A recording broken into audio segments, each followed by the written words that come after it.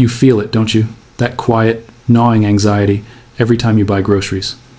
The feeling in your stomach when you look at your 401k statement, wondering if it will even be there in 5 years. You see the $36 trillion national debt clock, and you hear politicians promising more spending, and a voice in your head screams, "This is impossible, this cannot last." You are told this is inflation. You are told it's a soft landing. You are told it's the cost of progress. You are being lied to. What you are feeling is not an accident. It is not incompetence. It is not political failure. It is the deliberate, systematic execution of a financial playbook. A hidden blueprint designed centuries ago, perfected in the 20th century, and implemented today by the very institutions that claim to protect you: the banks, the Federal Reserve, the elite. If you want to continue decoding these hidden financial truths, hit like and subscribe now, because this is the core knowledge you need to protect your future and your wealth. This playbook has one purpose: to transfer the accumulated wealth of the middle class, your wealth, your savings, your children's future, into their vaults. It is the greatest, most sophisticated wealth heist in human history. And the terrifying part? They don't even hide it. The evidence is right there, written in their own laws, in their own reports, and in the patterns of history. They just count on you not knowing where to look. I am going to expose that playbook, not as a theory, not as a conspiracy, but as a documented, historical, and mathematical fact. We are going to decode the blueprint, stage by stage. We will look at the hidden history of 1929. Not the story they teach you in school, but the real story of how it was engineered. We will examine the secret deal of the Petrodollar, the mechanism that turned the dollar into a global weapon, and why its recent death signals the end of the American era. And most importantly, I will show you the final, terrifying stage of their plan. A mechanism hidden inside U.S. law, passed quietly after the 2008 crisis, that legally allows them to take your savings when the next crisis hits. It isn't a bailout, it's a bail-in, and it means your money in the bank isn't your money at all. What you are about to see is not a warning about a distant future. It is an explanation of what is happening right now. The media is not reporting this. The politicians will call it misinformation. But the numbers do not lie. The pattern is mathematical, and it is undeniable. This is the hidden history of the financial collapse playbook, and they are already in the final phase. Before we examine the blueprint, you must unlearn what you've been taught about money. The paper in your wallet is not money, it is currency. It is a fiat instrument of debt. Its value is derived entirely from confidence, a confidence maintained by the government and the central bank. But that confidence is a lie.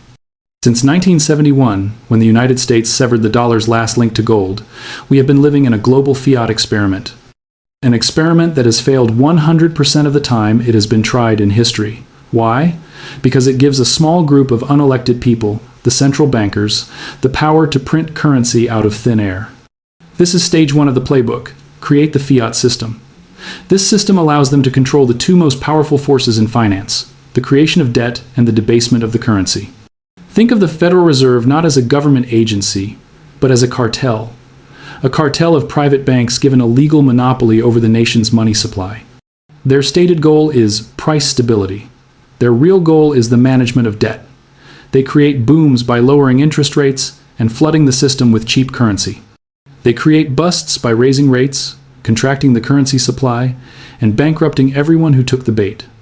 This is not an accident, it is the mechanism. They create the bubble, they sell at the top, they wait.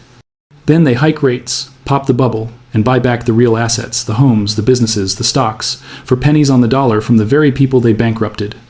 This is currency debasement. It's the slow, invisible theft of your purchasing power.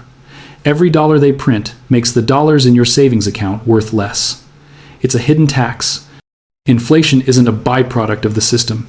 It is the system. It's how they fund the wars. It's how they pay for the $36 trillion in debt. They steal it, slowly, from your future. You feel it every day. That's the validation.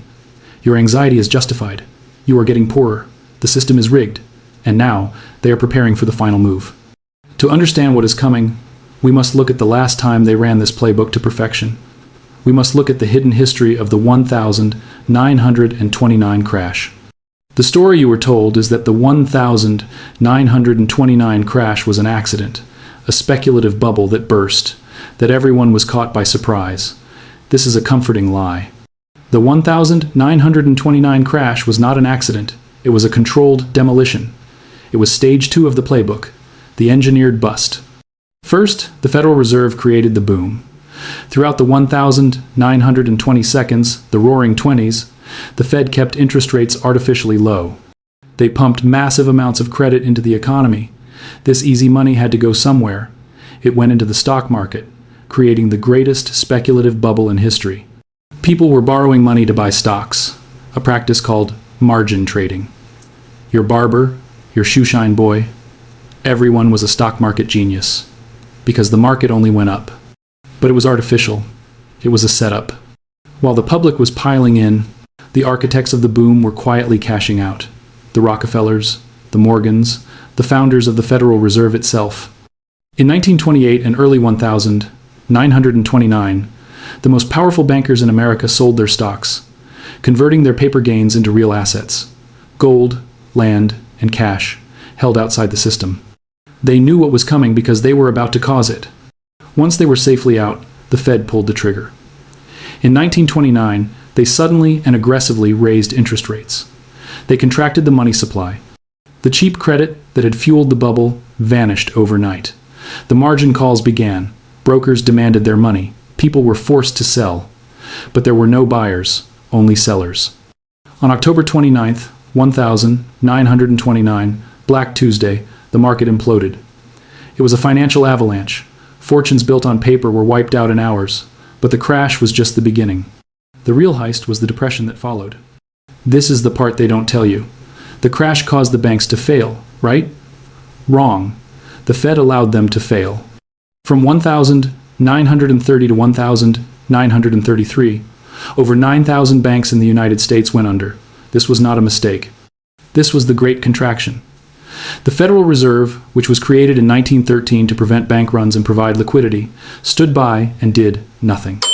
Why? Because this was the wealth transfer. When those 9,000 small banks failed, they took the life savings of millions of Americans with them. The middle class was destroyed. Their homes were foreclosed, their farms were auctioned, their businesses were shuttered. And who was there to buy it all? Who had the cash, the real money, when everyone else was bankrupt? The same elite bankers who had sold at the top. They bought back America, the land, the infrastructure, the corporate giants for pennies on the dollar. They consolidated their power, eliminated their competition, the 9,000 small banks, and cemented their control over the entire economic structure. The 1929 crash was not a failure of capitalism. It was the greatest success of monetary central planning in history. A ruthless, perfectly executed transfer of wealth. And they are using the exact same playbook right now. But they needed a new mechanism. After 1929, the public was wary. They needed a way to control the system on a global scale. They needed a way to force the entire world to be dependent on their currency, the US dollar. This gave birth to stage 3 of the playbook. A secret deal forged in the 1970 seconds that would become the true source of American power for the next 50 years. This is the hidden history of the petrodollar. In 1971, the system was breaking. President Nixon, facing massive spending from the Vietnam War and dwindling gold reserves, did the unthinkable. He severed the dollar's last tie to gold. This was the Nixon shock. But this created a terrifying problem for the American elite. The dollar was now officially backed by nothing. Just a promise. Why would any nation in the world hold on to paper promises from a government that was printing trillions? Confidence was collapsing. The dollar was on the verge of becoming worthless. They needed a new anchor. If the dollar could no longer be backed by gold, it would have to be backed by something the entire world needed to survive. A commodity so essential that no modern economy could function without it. They chose oil. This is stage 3 of the playbook, the petrodollar system. This was not an economic evolution. It was an act of financial warfare.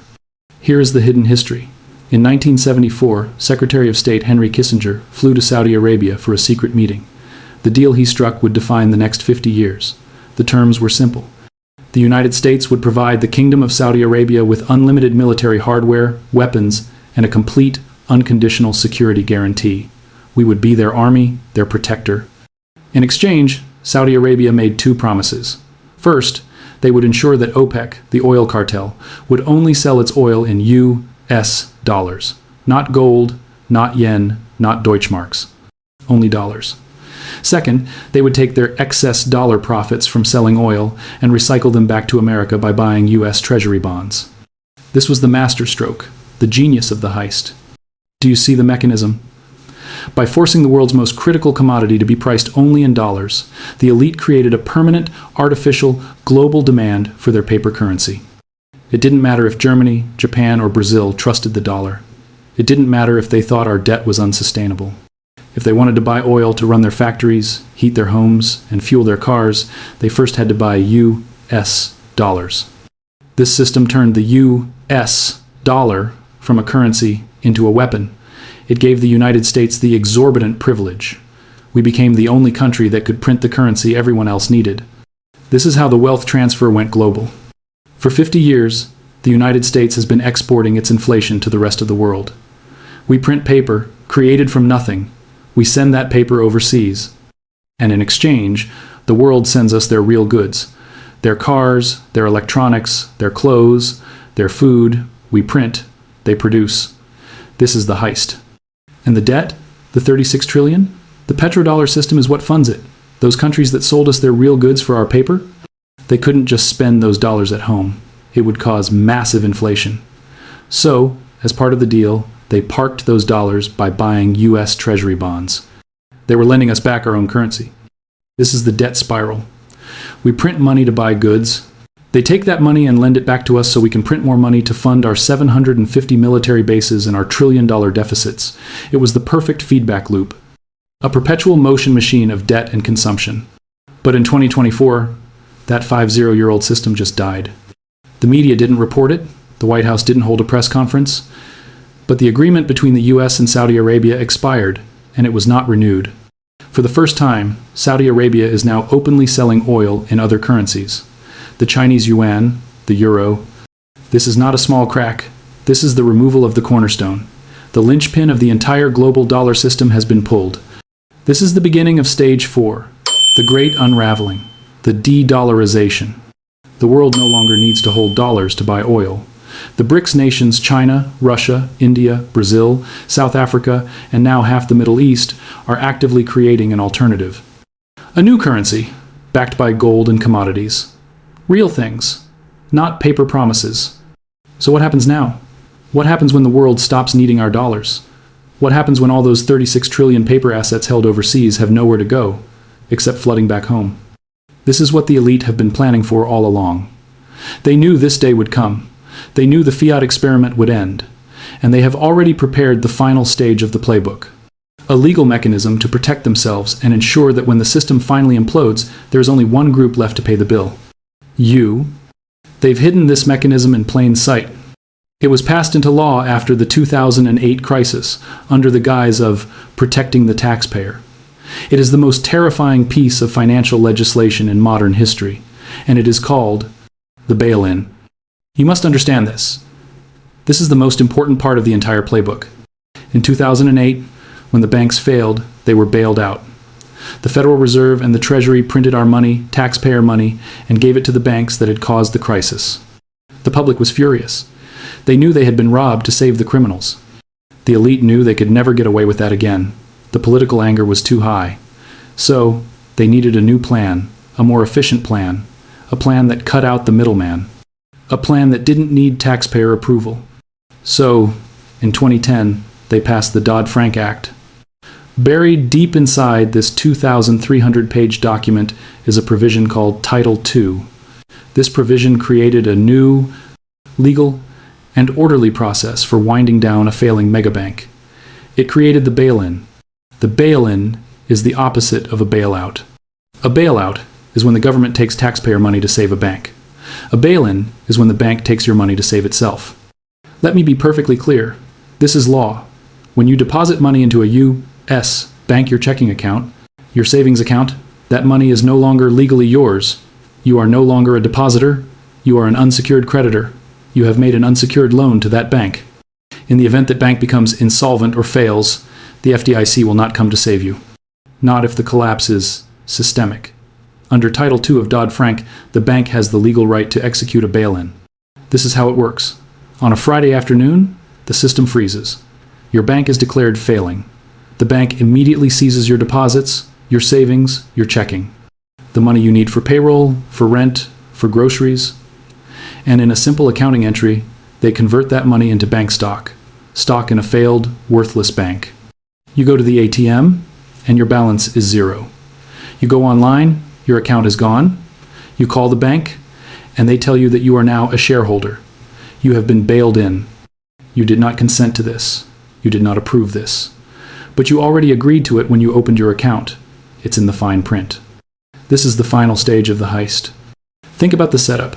Stage 1, they create a fiat system. Stage 2, they run the 1,929 playbook, causing a boom and bust to consolidate wealth. Stage 3, they create the petrodollar to force the world to use their currency, allowing them to print trillions and export inflation for 50 years. Now, Stage 4, the petrodollar is dying. De-Dollarization is happening. They know those trillions of dollars are about to come flooding back home, triggering a hyperinflationary currency crisis.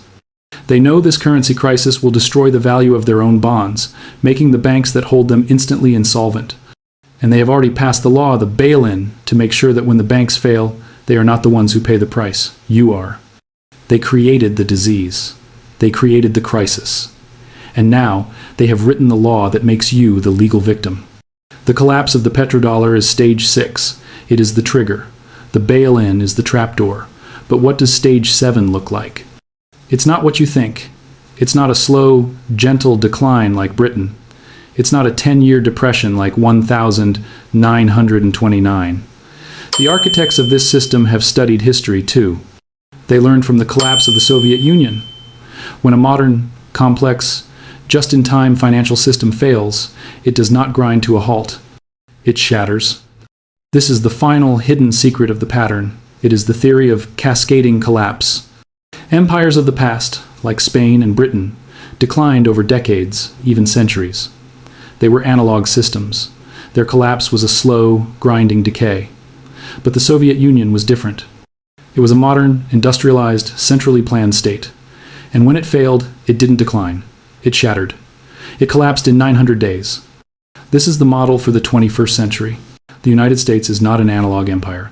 It is a deeply interconnected, complex digital system. Our financial system is not based on physical ledgers. It's based on fiber optics and servers. Our food system is not based on local farms. It's based on just-in-time supply chains that deliver food to grocery stores with only 3 days of inventory. This complexity is our greatest strength, and it is our most catastrophic vulnerability. A cascading collapse is when one critical system failure triggers another and another in a chain reaction so fast that no one can stop it. It's not a series of dominoes.